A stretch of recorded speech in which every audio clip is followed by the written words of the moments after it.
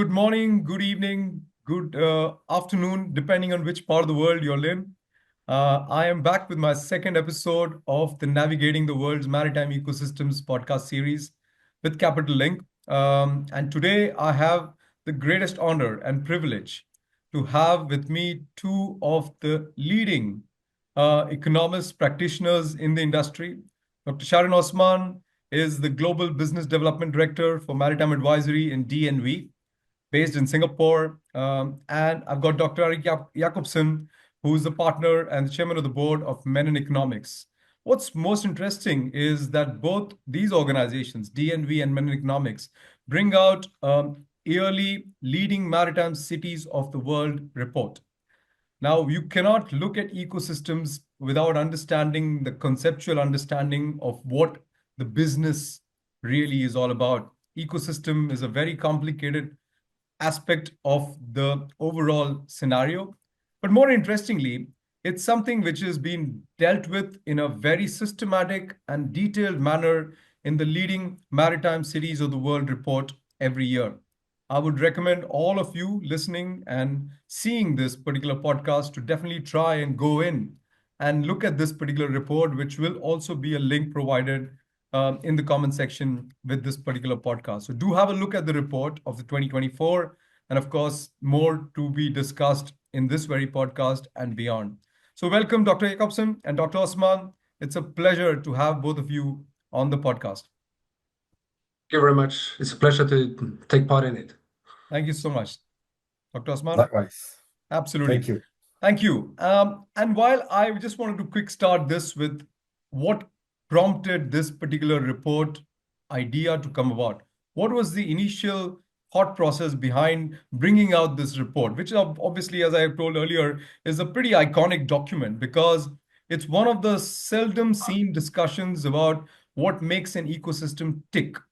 And you are able to bring out this in very minute detail, but also in a broad picture perspective. So it's a macro document, extremely valuable as a study, but also as a way of understanding what makes things tick. So what was the reasoning behind bringing this report out in the first place? Maybe Dr. Jakobsen and then Dr. Osman, both of you can share why and how this idea came about. Right. That's a very interesting question. And actually, we have to go more than 20 years back in time to find the kind of the foundation of the report. I was in charge of a very large research project in the beginning of the 2000s, in 2003, where we with myself and some colleagues were doing extensive research on the maritime industries in 5 European countries. Was UK, Germany, the Netherlands, Denmark, and Norway, and we developed a modular conceptual framework for benchmarking the five countries. I'll come back to that conceptual framework in a little while, if you like. But after we did that, and we benchmarked and ranked the 5 cities on a large amount of indicators. I got an invitation after that from Singapore, from MPA. I'm from NUS, National University of Singapore. So I connected with a professor at NUS and benchmarked Singapore in 2004 against the 5 European cities. We wrote the book based on that research. The name of the book was Attracting the Winners, the competitiveness of 5 European maritime industries. So, and then for many years, we didn't do more about it. We had, of course, different types of project, but in 2015, 10 years later, we got the idea of starting to benchmark and rank all the maritime cities in the world. So the first report came out in 2015. We started out only with 15 cities that we thought of as 15 leading cities, and we started out with both objective indicators and these subjective assessments from some selected experts. But it was very different from the report that we have today, which is much more comprehensive. And today we have not 15 cities, but 15,000 cities, and we have global experts all over the world. And I don't remember, Shahrin. I don't think you were. That we collaborated on the first version in 2015. I think you came in 2017. Is that correct? Yes, indeed, Erik. Good that you mentioned about the history in terms of how the whole report came about, the whole thought process. And for myself, Punit is two aspects. One is how DNV get involved in the Right. report together with Menon, but also how, for me personally, I get really in depth into this topic. I think that was probably around 2010 when I moved to Dubai. And like what Erik mentioned, I think Dubai is also one of the cities that are really interested to position itself, just like Singapore, to be one of the leading. And some years since I moved to Dubai, I was engaged by the Dubai government to look at how to position Dubai as also one of the world leading maritime city. And indeed, the reference point was the Menon's report then, back in 2015. Then we decided to work from DNV and Menon. That was when I've engaged with Erik to Right. see how can we collaborate to understand in terms of how cities operate, how you build up the ecosystem. And through that, we decided then why not, for DNV then to be part of that biannual report. So from 2017 onwards, then we have this, the DNV Menon report, and both myself and Erik, continue to be the lead co-author in the report, and indeed trying to then keep on re-evaluating in terms of the relevance. And like what Erik mentioned, is also making sure that we update the indicators to reflect the trends, in terms of the regulatory, in terms of the client perspective, and in terms of, what would be the areas that make a city to be competitive as well as attractive. So it has evolved, and I think evolved over time, and has been again the journey that Erik took back in early 2003 2004. And for me, I've joined the journey in the about, maybe you can say, almost 8-10 years thereafter. And we are now, as like what you mentioned, Punit, is quite an iconic report that's been well referenced in a lot of materials and documents. Absolutely. And it's so nice to hear that Singapore was kind of right at the genesis of this discussion, because if MPA and NUS were kind of pushing this idea out there, it's a very deliberate strategy which I have always seen Singapore adopt, and it continues to adopt even today, if I may say so. I mean, I'm a Singaporean and a massive fan of how Maritime Singapore has actually continued to remain relevant going forward. Because in my mind, that is quite important in that sense of how things are working out. That brings me to another idea, because if I look at ecosystem development, um, I have thought about it in three ways that an ecosystem has actually come about. You have got some ecosystems which have come up because of the way that traditional historical aspects have developed.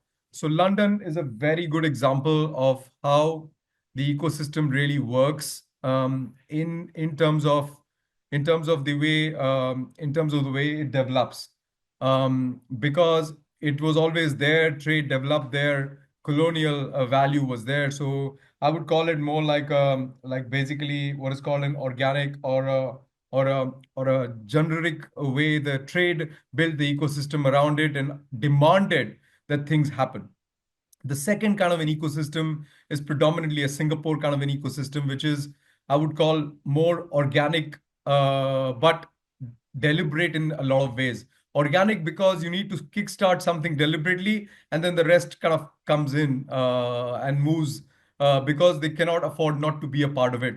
But what is also interesting is that there are some ecosystems which have been circumstantial by nature, that they have by geographical locations, by the need of certain trade routes, they have been built up or developed as well. So when I look at ecosystems, there are multiple ways to do it. Rather than doing it this way in terms of how the ecosystems have developed, you have gone the other way, which is a lot more interesting in terms of today's topical stuff. You've got five clear heads, as I see. One is shipping, the other is finance and law, the third is maritime technology, the fourth is port and logistics, and the last is the most interesting for me, attractiveness and competitiveness. And obviously, Dr. Jakobsen, you talked about your model that you developed in 2004. You still use that model quite extensively, which is very interesting, and we'll talk about it in a minute. But what I wanted to understand and also tell the listeners as well as the viewers is that you don't rate just a leading maritime city on its own. You also talked about which are the leading maritime cities in each of these heads, which is very interesting because you are able to isolate or at least clarify that in certain areas, certain cities are definitely doing better. But my question to you after this discussion is, how did these five heads come about? Because maritime technology is something which is a more recent part. So it must have been an evolution of building these heads of shipping, ports and logistics, maritime technology. So did they evolve one after the other? Or did you actually get a few of them collectively starting off and then you started bifurcating them in time to come? That is very interesting for me to understand. Let me first say that maritime technology has always been at the heart of the maritime industry. But the role of technology and the kind of the centers of technology development has not necessarily been at the same places, the same cities, where you find the kind of the trade centers and the centers for doing deals, for doing business. And it's very interesting to look at both the differences in the kind of the pattern of the maritime industry in the different cities, but particularly also how they have evolved. You mentioned London, and definitely London has been at the center of international trade for centuries. Yes. The two of the pillars, ports and logistics and shipping, are very closely connected to international trade centers. And also finance and law is something that always comes, if you want to be an international trade center, and if you want to make the trade system work smoothly, you need a lot of different types of financial and legal services. And so that is something that we have seen also when we take a more strategic look at it, that you should start out with the shipping companies, then the shipping related services and the port related services. They will always follow the shipping. But there are some cities that are not kind of developed based on kind of the role as centers of international trade. Oslo is a very good example of it. Busan in Korea is another example. But if you take Oslo, Oslo has never had a large port. It's never been a real port city. Norway is a very sparsely populated country, and Oslo has been a small city. I think Oslo is the only one of the leading maritime cities that never had a significant port. But still, Oslo has been a very important shipping and maritime technology based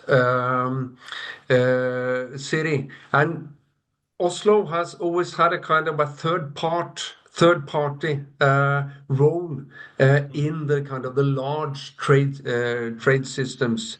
We have built ships, we have had the seafarers, we have had the shipping companies, Yes. but very few of the ships actually use Oslo as a port at all. You have yourself been in Torvald Klaveness. I Yes. think Torvald Klaveness has one trade to Norway, but that's on the western coast Yes, exactly. Not even Oslo yeah. there. So No, no Oslo. it's not connected to Oslo at all. So that's it's. In some sense, it's really a puzzle that Oslo has been able to retain its position as a leading maritime city when they lack something as essential as that. If you, for example, compare it to Singapore, it's actually the opposite. Singapore started out as an important trade port, shipping and trade port, and as you know, it's been evolving as a leading maritime city based on that. Absolutely, I agree. And Dr. Osman, with regard to Singapore especially, when you look at these pillars and some of the areas where Singapore hasn't really been able to top those pillars, do you see that with the advent of technology, there is really no need for physical infrastructure to be a requirement for somebody to go as a leader in, say, finance and law, for example? Because I was in SCMA for a few years and we pioneered a lot of technology based remote arbitration, witnesses basically being all over the world, giving witness statements virtually, virtual arbitration hearings. All these things would probably make Singapore come further up the ladder quite quickly because there is no need for physical infrastructure, which London obviously has for years and centuries, as Dr. Jakobsen rightly said. Has technology now become an easy way for you to be able to integrate these five pillars without the need for physical infrastructure, except probably the port, which is still very much a physical infrastructure based requirement? But otherwise, you can be based anywhere in the world, like we guys are in three different parts of the world speaking and talking about this podcast. This would not have been possible had technology not built up for this to happen. Do you see that change happening fundamentally and Singapore benefiting from that? Yeah, thanks for the question, Punit. I look at it maybe from two aspects. I think one aspect is about historical. Then the other aspect is about a bit more to the future and how the technology deployment would change in the future.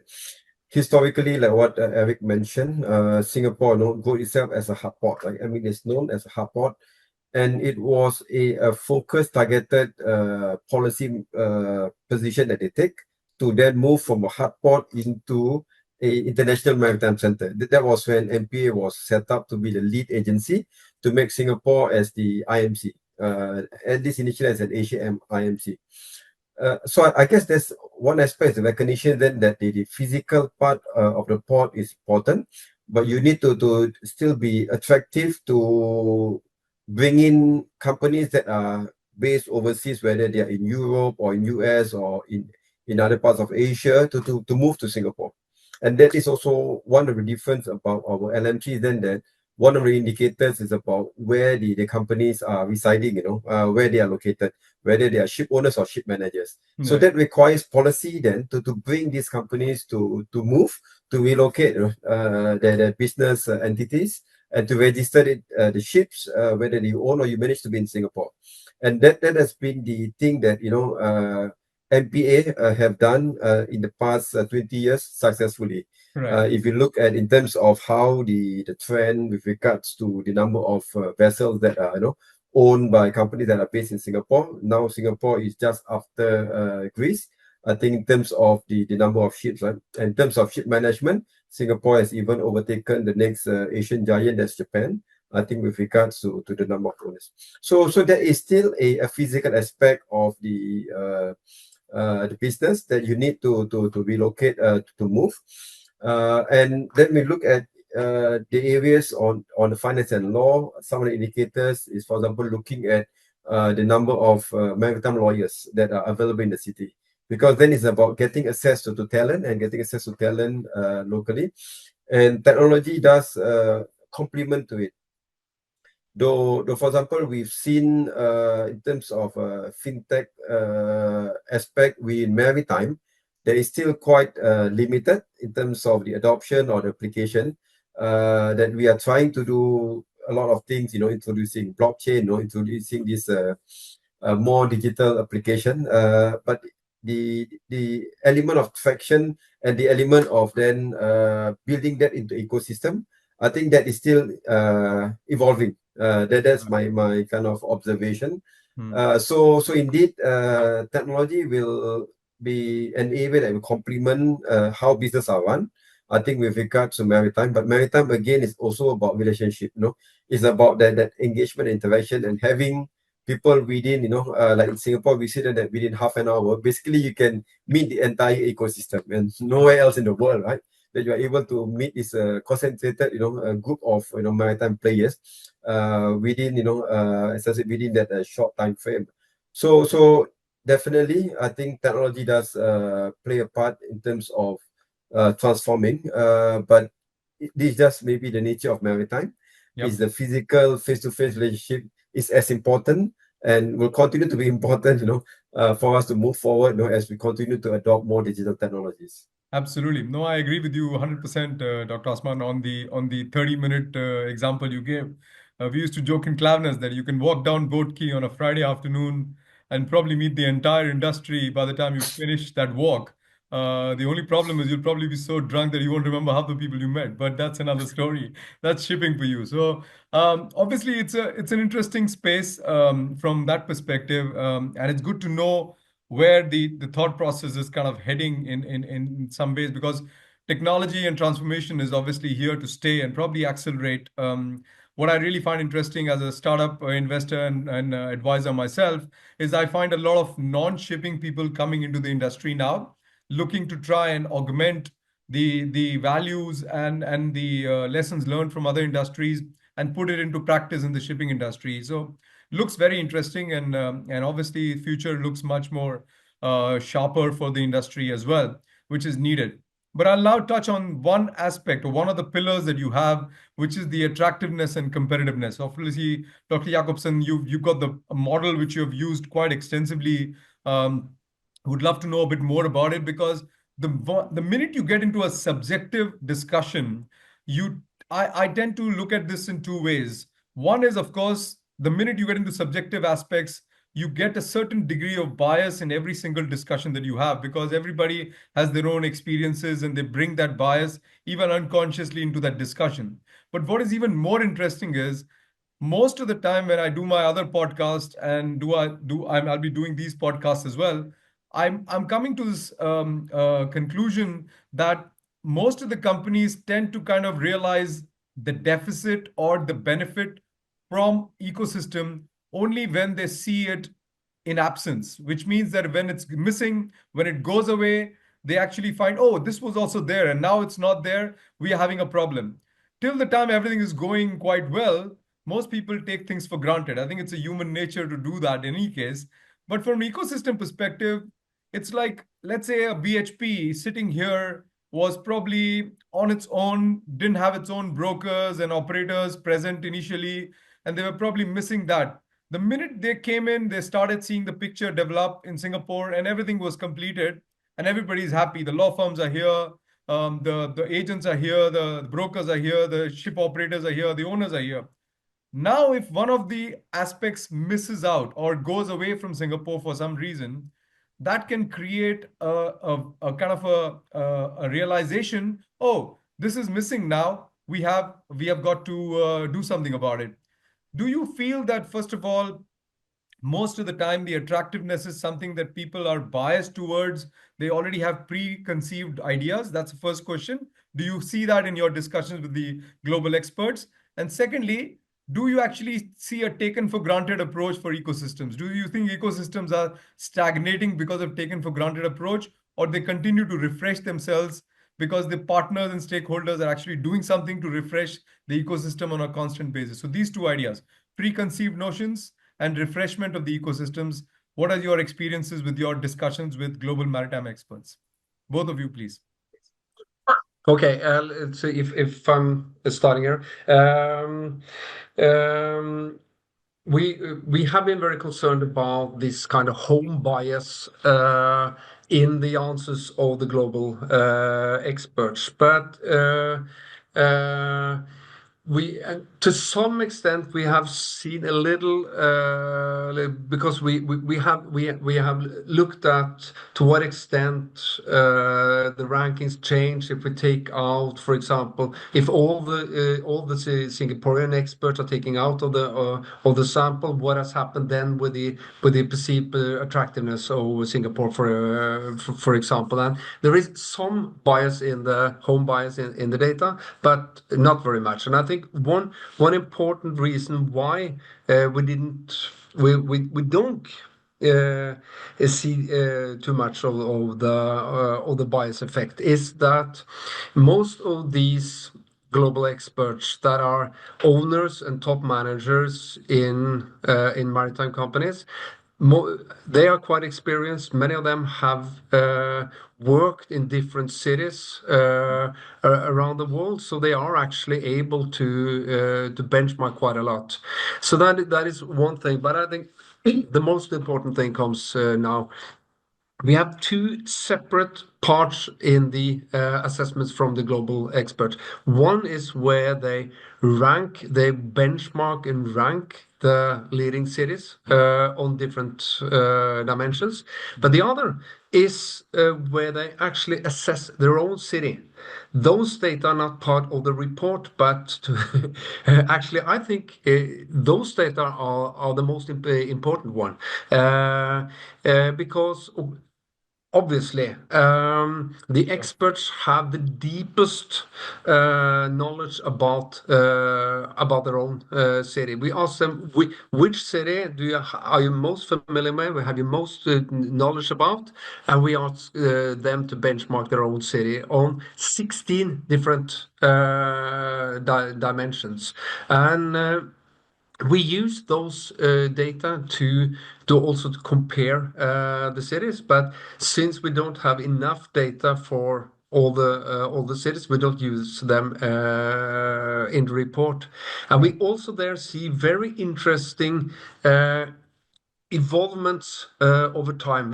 If we, for example, take Singapore, we have data from 2017 up to 2024. We can see how the experts change their assessments of their own city over time. And I will say that these changes make very much sense based on other types of data knowledge that we have. So I find that really useful. And yes, you might be right that you don't really appreciate something before you lose it. But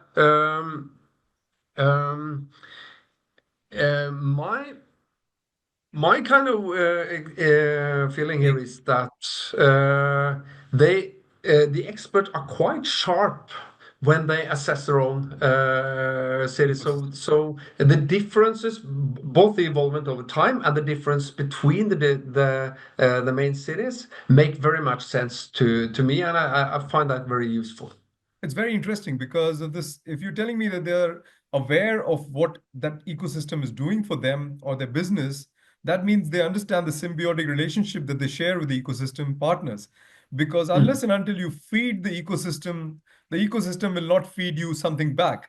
And that symbiotic relationship is something which is always challenging to emphasize unless you can show examples. And your report, I must admit, shows some very interesting insights, which hopefully the ecosystem partners and stakeholders do benefit from for sure. But thanks for the insight. Dr. Osman, do you want to add something with regard to this preconceived bias and how do you kind of look at your discussions? I had the privilege of actually interacting with you on one of the reports during my SCMA days when you called me up and asked me about what can make Singapore better in terms of the legal space. So you do really speak to a very wide cross section of people, which is impressive. Yeah. Indeed, thanks. I think there's the element of what I call it reality of what it is right now. So, like what Erik mentioned, I think there is, even though there's home biasness, but there's also recognition then that in some areas, probably the reality, is such then that, Singapore cannot overtake London in certain aspect, right? Because of the historical nature of things where things have evolved in London, I think with regards to the maritime law and finance. Sure. But at the same time, I think looking at attractiveness, also looking at now as well as the future, we have in the subjective indicators where we do the survey, is about getting a perspective where we see the future leading maritime cities of the world. And I think this is where numbers may not, let's say, indicate at the moment what things are, but what things might be. And that's what attractiveness is about, right? I mean, where things will change in the future.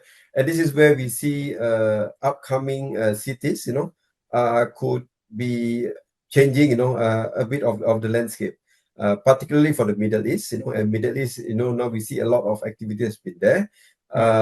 And this is where we see, for example, Dubai has quite consistently been seen to be among the top cities in the future, 5 years from now. And likewise in this case. And then when you look at from the survey as well as from this discussion that I had with some of these senior executives, of explaining why, they would choose, location like Dubai to be the what you can say a plan B or an alternative location. So it reaffirms in terms of what we understand about attractiveness, right? And then understanding also what is the dynamics, about another city such as Dubai, could be attractive for some of these companies. So even though you can say, even though it's subjective, but that is where we're trying to make it also to be call it semi-quantitative through the survey, but also through the interviews. And then this is where we see the trends. And I think you also need to consider and need to be mindful of this type of perception, because that is where things will go in the future. That if you just ignore it, say, no, this is very subjective and it's very qualitative, right? But that is where I find that the work that we are doing between DNV and Menon indicate where we see, the future is heading. Interesting. Also on that topic, yeah. Absolutely. No, that's very, very valuable insights. Obviously, your report encompasses exactly those sentiments as well. So let me end with one final question. One of the best collaborations that I see is with DNV and Menon coming together to do this report, which, as I said, is iconic, and it's something very interesting. Do you see this collaborative aspects at ecosystem level as well? Do you see the fact that Singapore has got something to offer? Being a global industry, maritime is obviously not, it's a borderless industry. It's literally huge and borderless in all respects. Being global, do you see potentially ecosystems harnessing their strengths and collaborating with other ecosystems to try and create a corridor? The green corridor is already existing. But let's talk about an ecosystem corridor where somebody can basically access Singapore and London together, with selecting those areas where Singapore is stronger in Singapore and vice versa, where London is stronger, London, in order to create a seamless offering as an ecosystem jointly working with each other. Do you see that even having a conceptual ability to do so? Or is it too far-fetched as an idea? Um, I think it's an interesting question, and I will say that there are some very good examples of it. And as all of us know, Singapore is the one leading maritime city of the world, and Singapore is once again a very good example of what you're asking about. Singapore has had a strategic approach to ecosystem collaboration. For example, on the technology side, there's been a lot of research collaboration between Norway and Singapore. And from that's at least my view, that Singapore has used this very strategically to build the both the breadth and depth of the maritime technology pillar in Singapore. But I, I'm not sure that this is so common all around the world. I would, for example, say that some areas, some regions are have kind of have not taken out their full potential, also because they have not been sufficiently aware of kind of the potential to learn, to Yes. tap into the knowledge of other ecosystems. And Shahrin mentioned Middle East as a kind of a runner-up region. If you take, for example, Mediterranean, there are a lot of medium-sized, rather big maritime cities around the Mediterranean, but I see very little cooperation between them, and Right. a lack of understanding of what it takes to become a leading maritime city. And we see that between 30 and 100, you find a lot of Mediterranean cities Sure. like Geneva, Barcelona, uh, Athens, actually, also, Yeah. and a lot of other cities, but none of them have been. Athens has dropped on the ranking, and the other cities have not been able Go to further climb on up. it. I think that ecosystem collaboration is definitely one way to strengthen the dynamics, and to strengthen the long term Value. value and performance of the maritime cities. Absolutely. Some thoughts, Dr. Osman, from your side. Yes, indeed, conceptually it makes sense. And think for ecosystem to collaborate, because there's always the strength and weaknesses in each of the ecosystem. And I guess you need to put it an additional layer on top of it would be what is the objective of it, what are the theme or the areas to collaborate. And Erik mentioned clearly about R&D, right? Technology and R&D, between Singapore and Norway. So then there is a clear area where a common kind of objective for both to work together. And indeed, the green shipping corridor is another great example of you work at ecosystem at both sides. And the first green corridor that, in my view, that is the most mature is Singapore and Rotterdam. Right. And both are large, hard ports, both are strong, I think, with regards to bunkering and alternative fuel and, intermodal type of operations. And of course, both are within number one and number two, right, in the leading maritime city. Right. And that doesn't go by coincidence, because understanding about the need to build ecosystem, right, and now the need to collaborate between those two ecosystems to grow. So I think if you, again, as I say, if the city itself believe that ecosystem makes sense, and also then also look at it of a common objective to work with another ecosystem, then definitely I think then that it could work, and we have seen, as I said, the green corridor and the R&D and technology kind of collaboration is one area, but you really need to find that common goal, so then that, then people will be more open to work together, to cooperate, and to ensure then that both will benefit out of that engagement. Absolutely. I agree with you. I think clarity of purpose is one of the biggest challenges which people have. But then it also needs to be micro in some ways, because you need to know what companies need in order to build that macro perspective as to where you want to tap into that collaborative. Because at the end of the day, you can build the best ecosystem, but if nobody is there to use or benefit from it, then obviously it will not be able to function. That collaboration will not really generate any value. So I think that's fantastic. We can keep talking about this for hours, honestly. But as I said, this is something that I have kickstarted now. This is the second episode. I really look forward to having more interactions with you in future, and wish you all the very best. And my sincere thanks to both of you for being able to actually share these insights and spend time with me. Thank you so very much. And I look forward to see my viewers and listeners in the next episode of Navigating the World's Maritime Ecosystems, my podcast series. Thank you so much for both of you. Thanks a lot. Thank you, Punit.